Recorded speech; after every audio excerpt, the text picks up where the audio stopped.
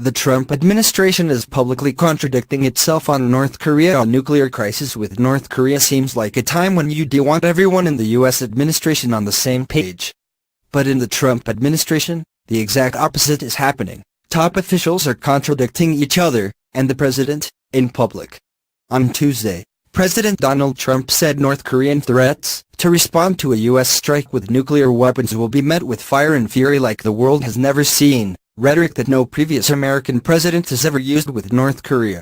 On Wednesday, Secretary of State Rex Tillerson tried to cool things down, saying, "Nothing that I have seen and nothing that I know of would indicate that the situation has dramatically changed in the last 24 hours. Americans," the secretary said, "should sleep well." That soothing rhetoric lasted all of a day. On Thursday, top Trump aide Sebastian Gorka said during a BBC radio appearance that Tillerson was not actually speaking for White House. Trump's threats, Gorka said, were deadly serious. "You should listen to the president," Gorka said. "The idea that Secretary Tillerson is going to discuss military matters is simply nonsensical." Gorka got major reinforcement later in the day from President Trump, who said that his past statements maybe wasn't tough enough. On one level, this isn't that surprising. Gorka, whose nominal area of expertise is terrorism, has taken a consistently hawkish tone on North Korea in his many recent media appearances. He has, among other things, compared the current standoff to the Cuban Missile Crisis, the closest the world has come to complete nuclear apocalypse. He also has long been willing to defend the president's most extreme positions, like the travel ban. Gorka is a hawk on North Korea, as well as a hardline Trump defender. He is going to talk like one. But, on a deeper and more important level, these recent comments could undermine high-stakes diplomatic efforts and send a confusing signal to North Korea at a time where lowering tensions, not raising them, is vital to preventing a scary situation from spiraling further out of control. Sebastian Gorka has few actual policy responsibilities other than appearing in the media.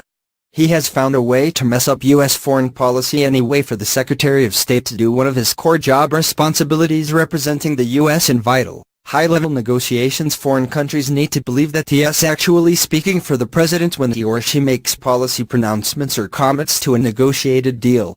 Why would anyone bother talking to America's nominal top diplomat if what he is saying don't matter? What Gorka is saying here, more or less openly, is that Tillerson don't speak for the president or the United States when it comes to North Korea. Only the Secretary of Defense, Gorka says, has the authority to speak about American decisions to use force. It is the job of Secretary Mattis, the Secretary of Defense, to talk about the military options, and he has done so unequivocally, Gorka said in the interview. Secretary Tillerson is the chief diplomat of the United States, and it is his portfolio to handle those issues. This kind of blurring of the American message has harmful effects on the North Korean crisis besides clearly undercutting Tillerson's credibility. Typically, the U.S. deters North Korean aggression by setting clear and predictable policies. Everyone on the U.S. government is on the same page, making it clear to Pyongyang what they can get away with and what will be met with a U.S. response. Public statements are especially important signaling, because the U.S. don't have a direct line of communication with North Korea.